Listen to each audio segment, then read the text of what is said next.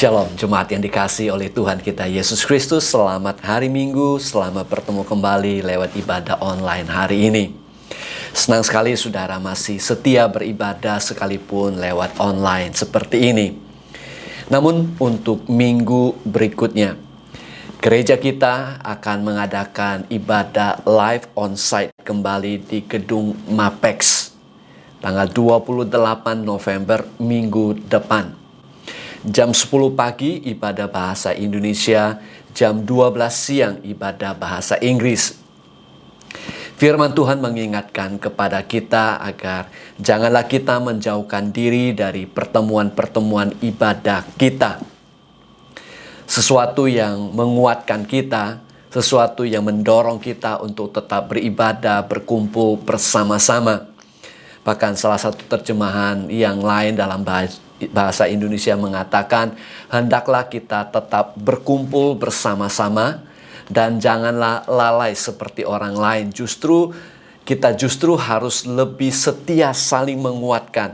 Sebab kita tahu bahwa tidak lama lagi Tuhan akan datang. Satu alasan yang cukup kuat buat kita untuk kita berkumpul bersama-sama, saling menguatkan satu dengan yang lain, saling mendorong satu dengan lain untuk kita semakin giat lagi di dalam Tuhan. Oleh karena kita menyadari bahwa hari kedatangan Tuhan itu semakin dekat dari hari ke hari. Itulah sebabnya saya mengajak dan mendorong saudara untuk menghadiri ibadah minggu depan di gedung Mapex. Meskipun angka infeksi COVID-19 terakhir ini masih cukup tinggi, tapi kita melihat ada suatu tren penurunan dan kita mengucap syukur untuk hal itu. Namun apabila saudara merasa tidak nyaman berkumpul dengan banyak orang dan merasa lebih aman untuk tetap beribadah online seperti ini, saudara tetap bisa beribadah online seperti ini karena kita akan tetap sediakan fasilitas ini. Bagi saudara yang rencana akan menghadiri ibadah live di gedung Mapex minggu depan, saya juga minta saudara persiapkan diri Anda untuk mengambil perjamuan kudus, bersekutu dengan Tuhan lewat tubuh dan darah Kristus. Perjamuan kudus yang biasanya kita lakukan di minggu pertama akan kita majukan ke minggu depan. Oleh karena kita tidak tahu akan situasi keadaan yang masih terus berubah-ubah. Mari saat ini saudara kita siapkan diri kita untuk menyembah Tuhan. Saya mengajak saudara untuk partisipasi dimanapun dan dalam keadaan apapun saat ini saudara berada. Mari saudara kita tundukkan kepala dan kita berdoa bersama-sama. Bapa di dalam surga, kami mengucap syukur untuk pemeliharaan penyertaan-Mu dalam hidup kami. Di dalam kesibukan, di dalam tantangan, kesulitan yang kami hadapi, kami menyadari Tuhan selalu menopang kami dan Tuhan tidak pernah membiarkan kami sendirian. Hari ini kami persiapkan diri kami untuk beribadah, menyembah Tuhan. Tuhan urapi kami.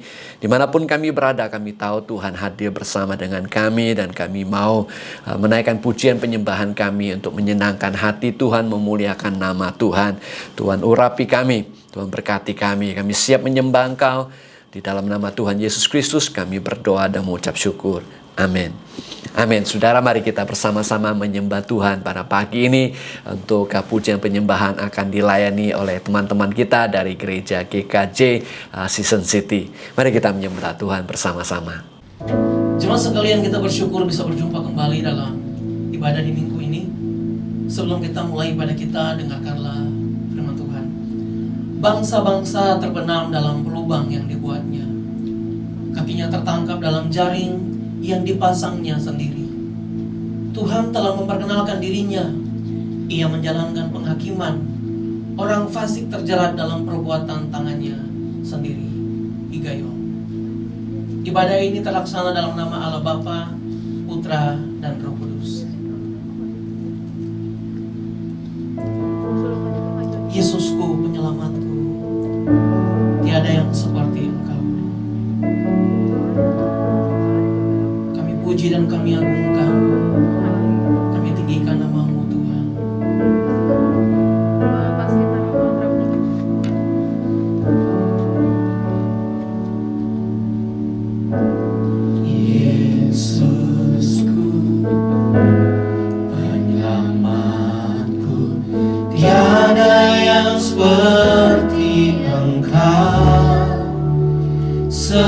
Setiap hari ku memuji keajaiban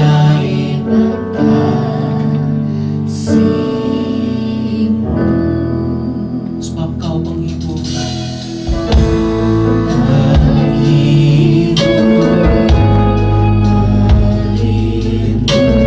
menara kekuatan. Biarlah semua yang bernafas tak berhenti menyembah-Mu. Nyanyi dan bersorak, nyanyi dan bersoraklah bagi Dia. Pujian, hormat, kuasa bagi Raja. Gunung tunduk, laut bergelora mendengar nama-Mu. Bersuka atas perbuatan-Mu, selamanya mengasihi Engkau Tuhan. Tiada janji seperti yang ada padamu. Dengan segenap hatimu katakan, Yesusku, Yesusku, penyelamat. Tiada yang seperti Engkau.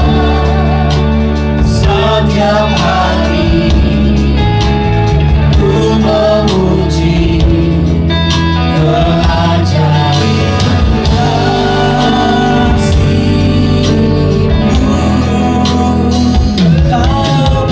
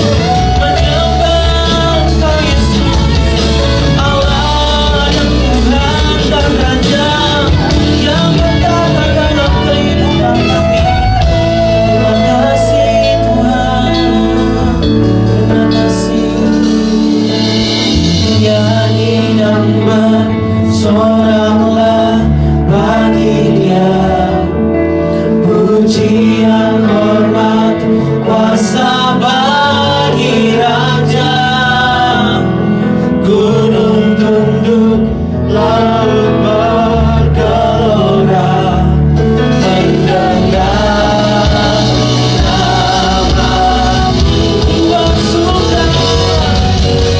Ku bersuka atas perbuatanmu.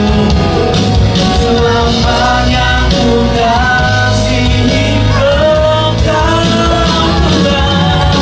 Tiada janji seperti yang ada padamu. Dengan segenap hatimu katakan nyanyi dan bersoraklah. Nyanyi dan bersoraklah bagi Dia. Pujian, hormat, kuasa bagi Raja. Gunung tunduk, laut bergelora, mendengar namamu. Kami bersuka di hadapanmu. Ku bersuka atas perbuatanmu dan mengasihi Engkau Tuhan dalam sepanjang kehidupan kami. Tiada janji seperti yang ada padamu. Tiada janji seperti yang ada padamu. Tiada janji seperti yang ada padamu. Haleluya, haleluya. Engkau baik, terima kasih.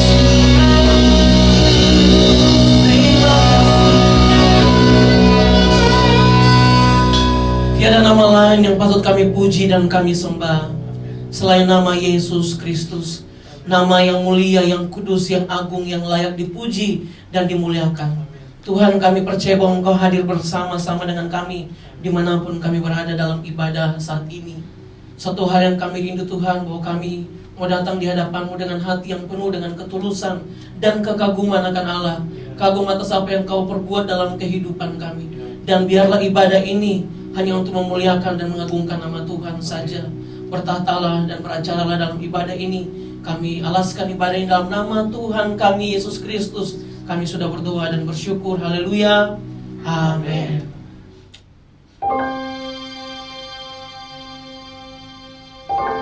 Jemaat sekalian, kita akan siapkan hati kita dengarkan firman Tuhan yang akan disampaikan oleh hambanya Pendeta Stephen Pak.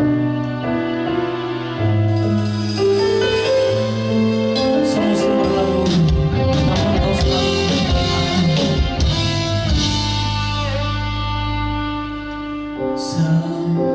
semusim berlalu, namun Kau selalu peliharaku. Kasih dan setiamu tak pernah lalu di hidupku. Lebih luas dari samudra,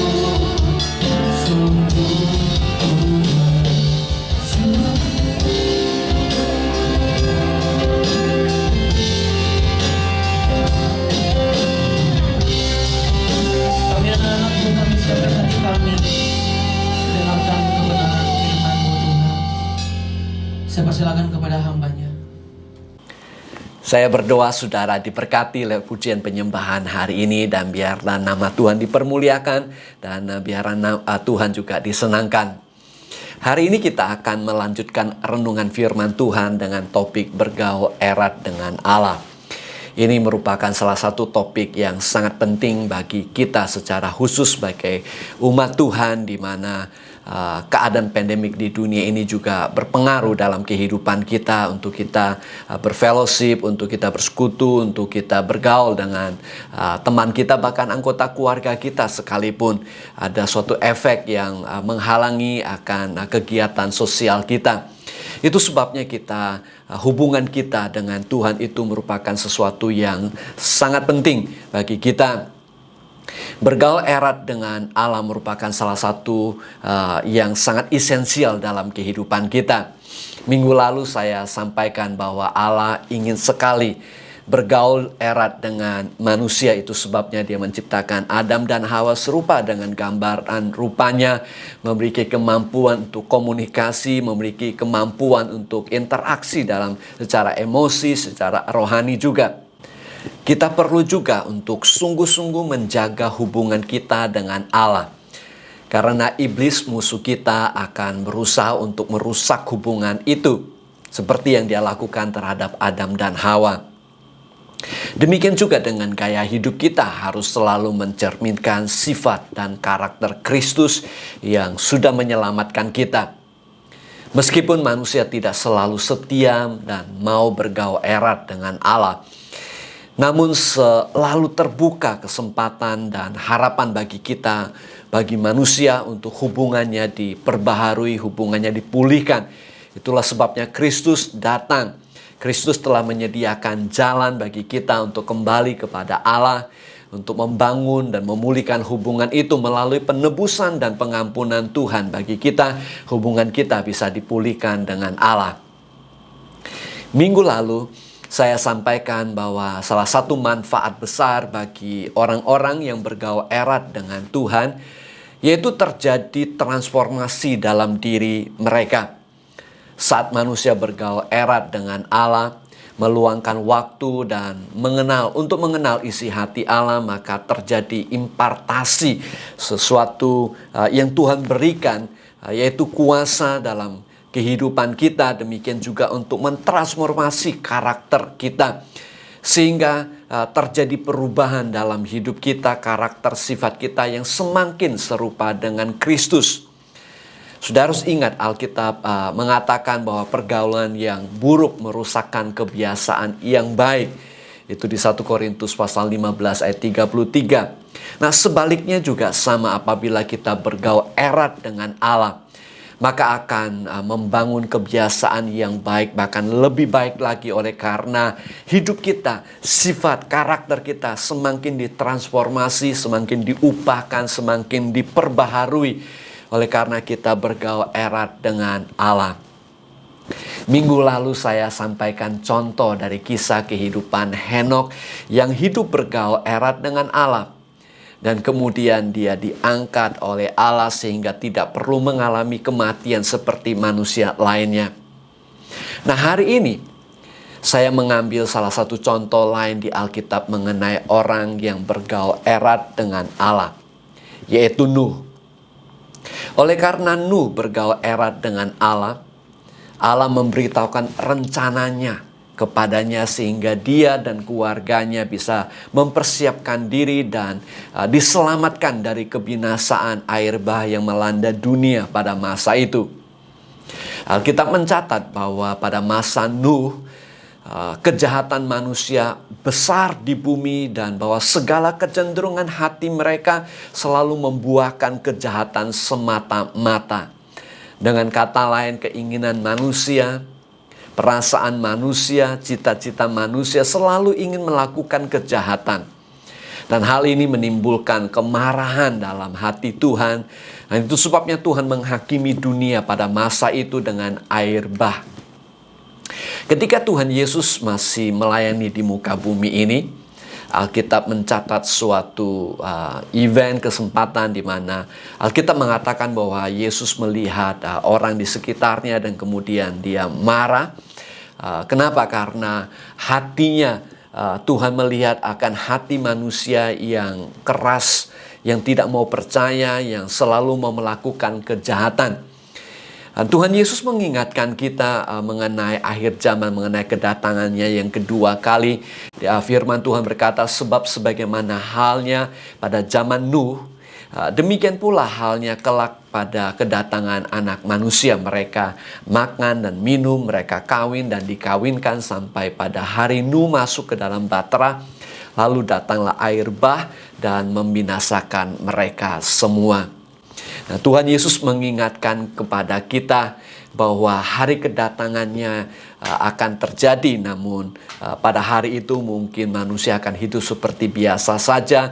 Mereka tetap melakukan kejahatan dan yang membuat hati Tuhan sedih, di mana manusia tidak mau bertobat, manusia tidak mau kembali kepada Dia. Nah, hari-hari ini kita melihat bahwa kecenderungan hati manusia selalu membuahkan kejahatan semata-mata. Kita bisa melihat hal itu di media sosial, kita bisa melihat itu di film-film, tontonan di internet, di mana yang jahat dianggap sebagai baik, ya, penjahat menjadi dianggap sebagai baik, dan kemudian justru yang baik, orang beragama diperolok-olok, mereka dianggap jahat, dianggap sebagai orang yang sangat tidak baik. Kita hidup di dunia yang penuh dengan penipuan, penuh dengan kejahatan, tetapi manusia tetap makan dan minum, kawin dan dikawinkan seolah-olah hidup di dunia biasa saja. Nah, meskipun di masa kehidupannya dan sekelilingnya penuh dengan kejahatan, namun Nuh tidak terpengaruh dan tidak mengikuti tren di masyarakat masa itu. Dia bergaul erat dengan Allah dan dia hidup sesuai dengan kehendak Allah. Sebagai hasilnya, dia dan keluarganya diselamatkan dari kebinasaan air bah yang melanda dunia pada masa itu. Demikian juga pada akhir zaman, pada hari kedatangan Tuhan yang kedua kali nanti, hal ini juga terjadi. Banyak yang mengalami kebinasaan, tapi ada orang-orang yang seperti Nuh yang mempersiapkan diri dan mereka akan mengalami kemuliaan daripada Tuhan. Dan saya menemukan ada 3 karakter Nuh yang patut kita contoh. Bagaimana hidup di masa di mana kecenderungan hati manusia adalah melakukan kejahatan. Dan hal ini patut kita lakukan. Dan hal ini patut untuk kita teladani. Yang pertama, Nuh tetap hidup benar dan melakukan kebenaran. Sangat mudah dan lebih nyaman kemungkinan besar kalau hanya mengikuti arus kehidupan di sekitar kita. Apabila orang berbuat jahat, kita ikut berbuat jahat mungkin lebih gampang. Apabila di sekolah orang lain kebanyakan menyontek, kita juga mungkin menyontek, itu lebih gampang daripada stand out. Itu mungkin malah dicaci maki, dianggap sok, suci dan segalanya. Tidak masalah kalau hal itu hanya sekedar fashion, gaya rambut, atau tren-tren lain di media sosial yang tidak berhubungan dengan moral. Tetapi apabila hal itu berhubungan dengan karakter, berhubungan dengan masalah moral, maka kita harus hati-hati dan bahkan ada kalanya harus melawan arus. Dan itu tidak gampang. Apabila tren dan kebiasaan yang tidak sesuai dengan nilai-nilai kebenaran firman Tuhan yang melawan kehendak dan keinginan Tuhan, maka kita harus berani untuk hidup beda. Kita harus berani untuk tetap hidup benar seperti yang dilakukan oleh Nuh. Di dalam Kejadian pasal 6 ayat yang ke-8 mengatakan, tetapi Nuh mendapat kasih karunia di mata Tuhan. Inilah riwayat Nuh. Nuh adalah seorang yang benar dan tidak bercela di antara orang-orang sezamannya. Dan Nuh itu hidup bergaul dengan Allah. Dia hidup benar, dia melakukan kebenaran, itu sebabnya dia tidak tercemar. Dia melakukan beda dengan orang di sekitarnya, di sezamannya yang cenderung melakukan kejahatan. Mazmur Daud mengingatkan kita betapa pentingnya hidup benar itu. Dia katakan, Tuhan, siapa yang boleh menumpang dalam kemahmu, siapa yang boleh diam di gunungmu yang kudus. Yaitu dia yang berlaku tidak bercela, yang melakukan apa yang adil dan yang mengatakan kebenaran dengan segenap hatinya, yang tidak menyebarkan fitnah dengan lidahnya, yang tidak berbuat jahat terhadap temannya, dan yang tidak menimpakan celah kepada tetangganya, yang memandang hina orang yang tersinggir tetapi memuliakan orang yang takut akan Tuhan, yang berpegang pada sumpah walaupun rugi, yang tidak meminjamkan uangnya dengan makan riba dan tidak menerima suap melawan orang yang tak bersalah. Siapa yang berlaku demikian tidak akan goyah selama-lamanya. Luar biasa. Apabila kita tetap hidup dalam kebenaran dan melakukan apa yang benar, sekalipun orang di sekitar kita melakukan yang tidak benar, kita sedang membangun suatu fondasi kehidupan yang kuat. Kita menyadari badai topan akan melanda dunia ini. Tetapi apabila kita membangun fondasi yang kuat, yaitu tetap melakukan kebenaran, hidup dalam kebenaran, maka kita tidak akan goyah selama-lamanya. Amin. COVID-19 ini dianggap seperti badai yang melanda dunia, yang sudah hampir sekitar 2 tahun tidak selesai-selesainya. Tetapi saya yakin hidup Anda tetap kokoh, hidup Anda tidak tergoyahkan karena Anda bergaul erat dengan Allah dan tetap hidup dalam kebenaran. Allah ingin dan terus berkarya dalam kehidupan kita untuk melakukan transformasi agar kita semakin serupa dengan Kristus. Orang-orang percaya yang jujur dan menunjukkan kepercayaan yang penuh dan keyakinan kepada Tuhan akan mengalami perlengkapan daripada Tuhan. Tuhan akan memperlengkapi mereka untuk menghadapi tantangan dan dalam kehidupan ini. Dan Tuhan akan selalu menyertai sampai pada akhirnya. Saya teringat sebuah kisah nyata mengenai seorang dokter di Korea yang bernama Hwang Woo-suk. Dia sempat menjadi seorang ahli bioteknologi karena keberhasilannya melakukan terobosan-terobosan di bidang cloning dan stem cell yang menjanjikan begitu banyak jawaban bagi masalah kesehatan dan penuaan yang menjadi dilema bagi kehidupan manusia di muka bumi ini. Dia sempat diagung-agungkan sebagai seorang pahlawan di Korea Selatan, mendapatkan begitu banyak penghargaan dan kehormatan, bahkan dibela oleh presidennya ketika dia mulai dikritik orang lain. Nah, Hwang Woo-suk ini lahir dan besar di sebuah kota kecil di pegunungan Korea. Dia dibesarkan oleh ibunya yang seorang janda, bekerja keras di ladang, dan bahkan dia membiayai dirinya sendiri untuk bahkan mencapai gelar doktor di bidang yang dia sukai. Nah, saudara, dia mengumumkan beberapa terobosan dari keberhasilan yang dia lakukan. Bahkan di tahun 2005 dia kembali membuat terobosan dengan keberhasilan cloning seekor anjing. Dia dinobatkan sebagai ilmuwan maha tinggi, istilah Inggris Supreme Scientist, oleh Kementerian Ilmu dan Teknologi Korea masa itu. Namun saudara, setelah timbul beberapa kontroversi dan tuduhan, Hwang Woo-suk ini diselidiki dan dinyatakan bersalah telah memalsukan hasil penelitiannya. Nah, saudara yang kasih dalam Tuhan, hal ini disebabkan oleh karena meskipun dia adalah orang yang pinter, meskipun dia orang yang bekerja keras, tetapi segala sesuatu menjadi hancur dan rusak dalam kehidupannya, menjadi reputasinya menjadi hancur, karirnya menjadi hancur, semata-mata oleh karena dia tidak hidup benar, dia tidak jujur, dia tidak jaga integritas dalam kehidupannya.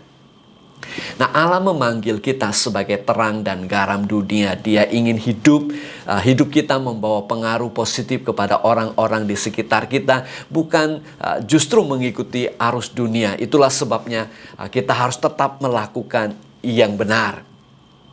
Ada seseorang mengatakan demikian, "The wind might cause a kite to rise, but what keeps it up there is the fact that somebody on the ground has a steady hand.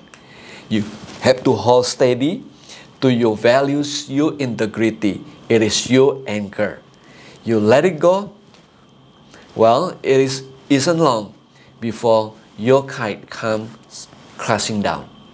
Nah saudara, ini mengilustrasikan kalau layang-layang itu bisa terbang oleh karena angin yang bertiup.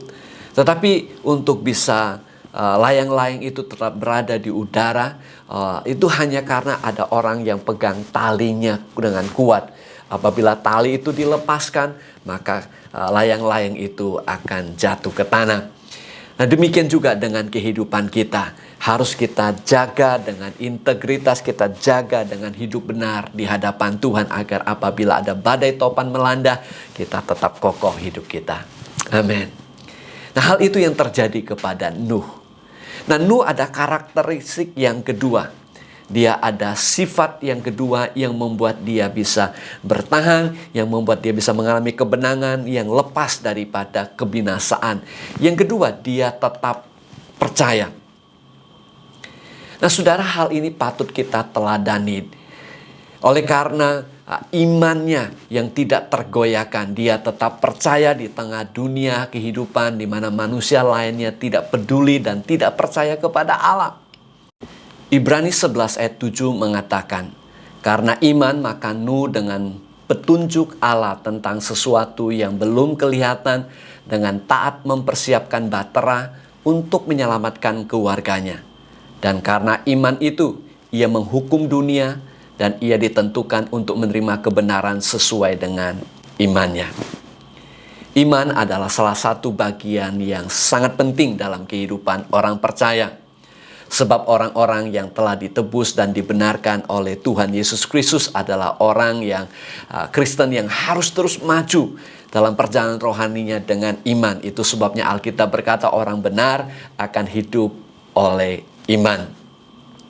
Sesuatu yang sangat penting bagi kita sebagai orang yang telah dibenarkan, bahkan di tengah-tengah dunia yang penuh dengan tantangan, di mana banyak orang mengolok-olok orang percaya, di mana banyak orang di dunia ini mengolok-olok akan iman orang percaya Kristen yang percaya pada firman Tuhan, yang berharap kepada Tuhan, di mana ada kalanya kita juga melihat realitas kehidupan yang kadang-kadang tidak seperti yang kita doakan, yang kita inginkan, yang kita imani.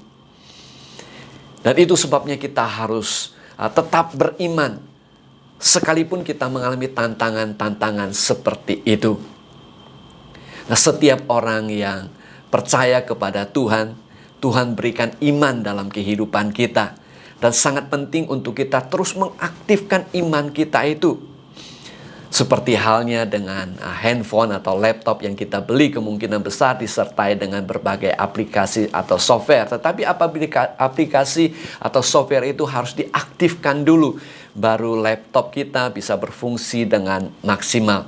Demikian juga dengan iman dalam kehidupan kita. Apabila diaktifkan, maka iman kita akan membawa hal-hal yang luar biasa. Seperti yang dikatakan mengenai Nuh. Oleh karena Nuh itu beriman, oleh karena imannya, dia menyelamatkan dirinya dan keluarganya di tengah-tengah kebinasaan. Alkitab memberitahukan kepada kita bahwa iman itu bisa membawa hal-hal yang mujizat yang luar biasa. Iman bisa mendatangkan berkat dalam kehidupan kita. Iman bisa mendatangkan kekuatan bagi kita menghadapi tantangan kesulitan. Bahkan Alkitab berkata, Yesus sendiri berkata bahwa tidak ada yang mustahil bagi orang yang percaya. Betapa luar biasanya iman itu. Firman Tuhan juga mengingatkan kita betapa pentingnya untuk tetap beriman, karena iman itu mendatangkan pengabulan doa. Iman mendatangkan kemenangan, iman menjadi perisai dalam kehidupan rohani kita, dan iman mendatangkan sukacita, dan yang terpenting adalah iman itu menyenangkan hati Tuhan. Dan itu merupakan bagian yang sangat penting bagi kita untuk bergaul erat dengan Tuhan. Oleh karena apabila kita datang kepada Tuhan dengan iman, kita datang kepada Tuhan dengan kepercayaan dan tetap hidup di dunia ini dengan penuh kepercayaan, maka itu menyenangkan hati Tuhan, menjadi ingredient, bagian yang sangat penting bagi kita untuk bergaul erat dengan Tuhan. Itu sebabnya apapun yang sedang terjadi, apapun yang saudara alami, hari ini bangkit kembali dengan iman percaya kepada Tuhan. Oleh karena Tuhan membuat segala sesuatu indah pada waktunya. Dan itu menyenangkan hati Tuhan, membuat kita bisa bergaul erat dengan Tuhan. Hal yang ketiga yang patut kita teladani dalam kehidupan Nuh adalah dia tetap memberitakan firman Tuhan. Anda bisa membayangkan bagaimana orang di sekitarnya mengolok-olok Nuh ketika dia sedang membangun Batra pada masa itu. Meskipun tidak tercatat secara spesifik berapa lama dia membangun dan mempersiapkan Batra itu, tetapi secara manusia kita bisa mengira-ngira dengan kapasitas, dengan size ukuran yang Batra yang harus dia bangun, dan dengan kemampuan, kapasitas, dan kemudian perkembangan teknologi pada masa itu yang masih minim, maka untuk membangun baterai sebesar itu kemungkinan besar akan membutuhkan waktu yang lama sekali. Kalau tidak berbulan-bulan, kemungkinan besar bertahun-tahun, bahkan ada yang mengatakan 120 tahun, ada yang mengatakan bahkan lebih. Sementara itu belum ada hujan yang terjadi pada masa itu, dan orang-orang di sekitar kecenderungan hatinya adalah melakukan kejahatan. Saudara bisa membayangkan akan gosip, saudara bisa membayangkan akan olok-olokan daripada orang di sekitarnya pada saat dia membangun Batra itu. Saudara bisa membayangkan pergolakan dalam hatinya. Mungkin mentalnya, jiwanya juga merasa tertekan.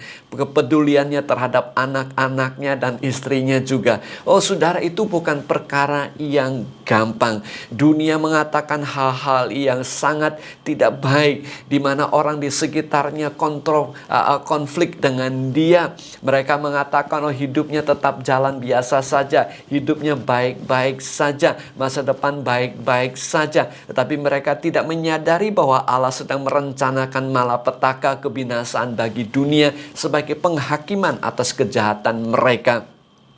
Nah, bagi Nuh, saudara, bukan saja dia tetap taat firman Tuhan, melakukan perintah Tuhan dengan tekun dan setia.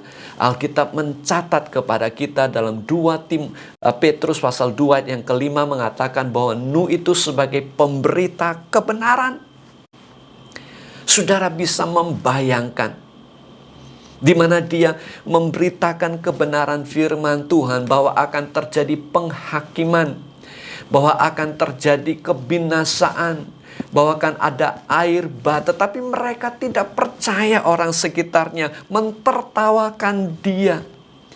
Demikian juga zaman sekarang ini banyak orang mentertawakan iman percaya kita. Banyak orang mengolok-olok iman kita.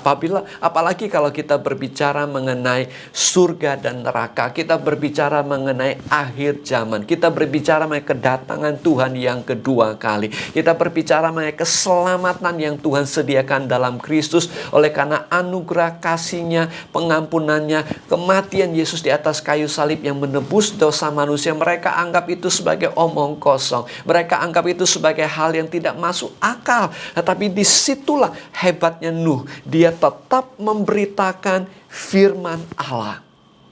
Dalam 1 Timotius pasal 2 ayat yang keempat mengingatkan kepada kita bahwa Allah menghendaki semua orang diselamatkan.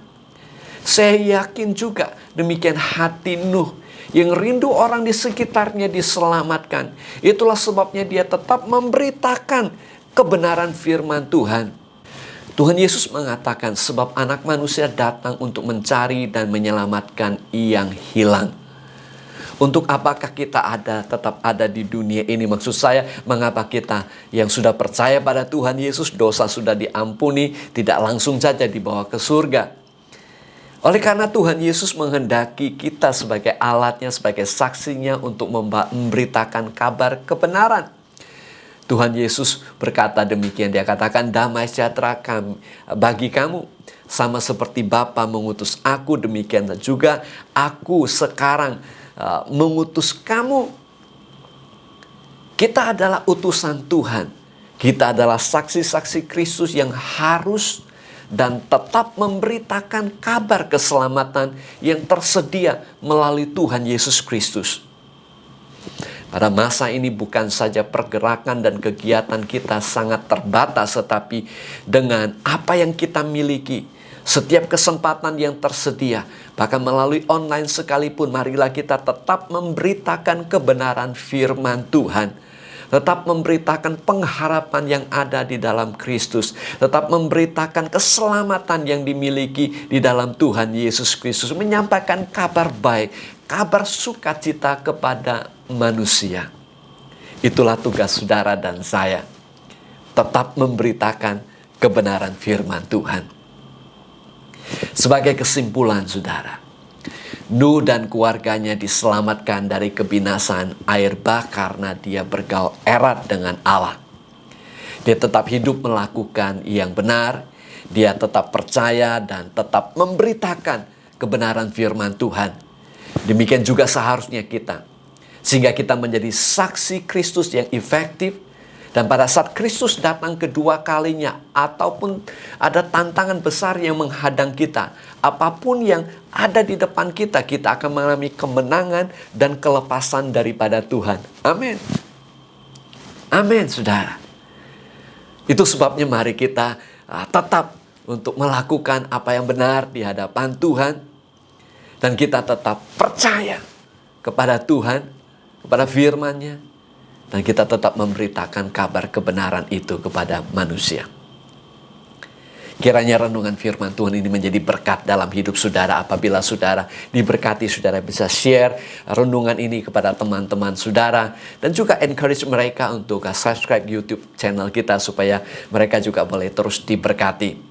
Nah saudara, sekali lagi minggu depan ibadah live di gedung Mapex jam 10 bahasa Indonesia, jam 12 siang ibadah bahasa Inggris di gedung Mapex. Tapi untuk hari ini jam 12 siang ada ibadah bahasa Inggris live lewat Zoom. Jam 12 ini saudara bisa ikuti. Kalau saudara mau, kita ada pembicara tamu Dr.